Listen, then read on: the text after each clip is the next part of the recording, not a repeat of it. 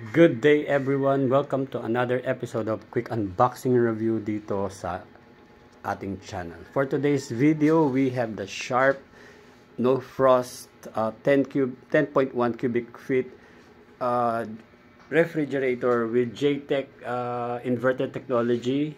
This means both compressors and fan motors are powered, inverted powered, no? Matipid na siya, cost efficient, value for your money. So kabibili ko lang nito, so ngayon lang dumating about I think 5 hours ago. So hindi ko pa siya mai-on, so in-advise ni seller or nung delivery man na huwag mo nang gamitin after 5 or 6 hours. So hindi ko pa rin siya ino-on, so hintayin ko na lang si Mrs. na siya ang mag-power on ito. Just making a quick review on this. Chinek ko yung power consumption nito, nasa 22.5 lang ang makukonsume mo for 30 or 31 days. That's something around 225 pesos, more or less. Baka wala pang 300. So napakatipid niya, napaka cost efficient, and marami siyang features na gusto kong i-share sa inyo ngayon, guys. Let's start dito sa finish niya. Yung finish niya is a matte finish, hindi siya glossy. Ang kanyang pinto, mechanically napaka ganda niya, kasi other refrigerator, pag sinara mong ganun, hindi agad lumalapat. But this one, without so much effort, no, with a little effort, nagsasara na siya agad. So pagbukas mo ng door, meron siyang 2 shelves dito. Medyo makipot, pero malapad naman siya. Makipot yung wala pang sandali. Pero meron siyang 2 layers. Dito naman sa loob ng freezer, meron siyang mga 10 vents or ventilations na kung saan lumalabas, nag-circulate yung napakalamig na hangin. At nandito rin yung kanyang thermostat. Mag-a-adjust mo siya sa flow, cold to coldest. So hindi ko pa siya ino-on. So mga mamaya-maya papakita ko sa inyo kung gaano siya efficient at kung gaano siya powerful. Meron siya ditong label na nilagay si Sharp na mega freezer, kasi napakalaki talaga niya at malawak din yung kanyang mga ventilations. So I think this is a very powerful refrigerator. Wala siyang LED lights na nabibigyan naman siya ng liwanag from the dining area. So I think that's fine. So, sara muna natin to, then let's move on dito sa kanyang by the way, guys, this Sharp 10.1 cubic feet refrigerator, meron siyang 10-year warranty sa compressor, at meron naman siyang 1-year warranty sa labor and parts. Free home service po yun. So sa bahay, pupunta nila kayo kung may problema within a year. So dito sa refrigerator, meron siyang 3 layers sa doors. Meron siyang movable rack ng egg tray. Siguro mga 10 ito. Mga 10 eggs magkakasya dyan. Dito naman sa pinakababa, meron siyang moisture shield na tinatawag, na lagayan ng fruits and vegetables.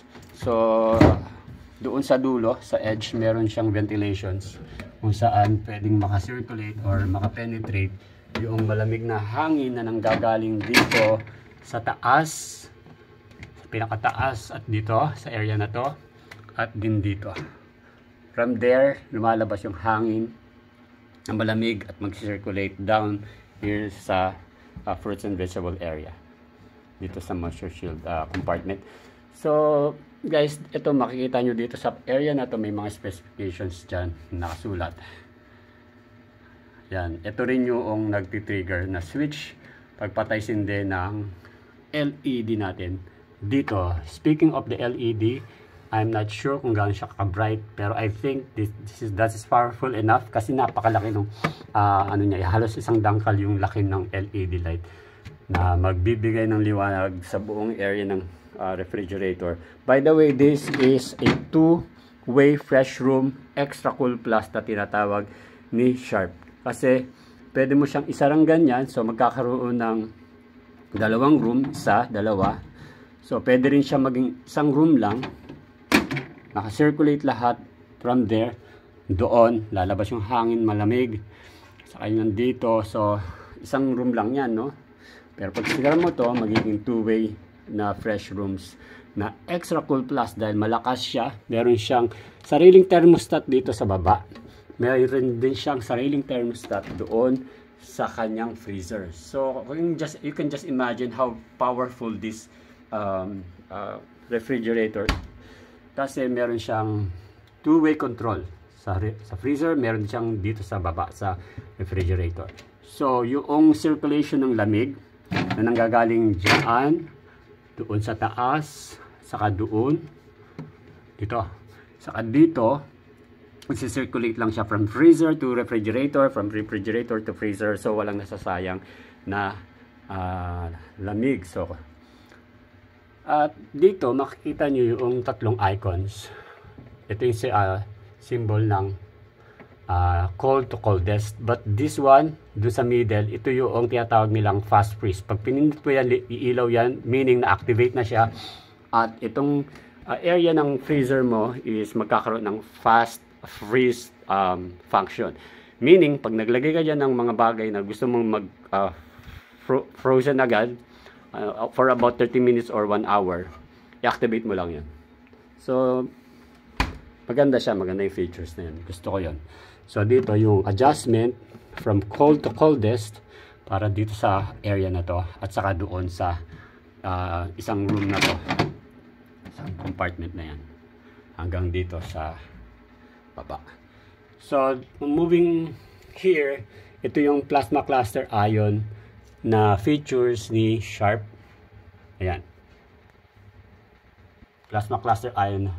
Yung plasma cluster ion features ni Sharp, guys, ay tumutulong siya na ma-eliminate yung odors, yung bad odors, yung molds, yung bacteria, even the viruses. Pinapatay yan ng plasma cluster ion, yung na pinoproduce niya yung positive and negative ions na tumutulong para yung malamig, malakas, nagiging hangin na nagpapalamig sa buong area na to at nagkikip ng freshness ng hangin na fresh at nung fruits ng mga things na nandito is nagiging na-stay fresh siya dahil doon sa tulong nung plasma cluster ion features nitoong refrigerator na ito, guys.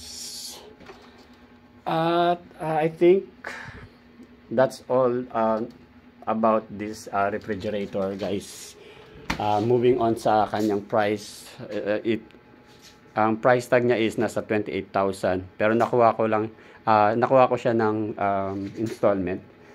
So pumatak lang siya ng mga 28 plus 1,500, 24, nasa 30,050, no? Instead na maging mas malaki sana dapat ang babayaran ko.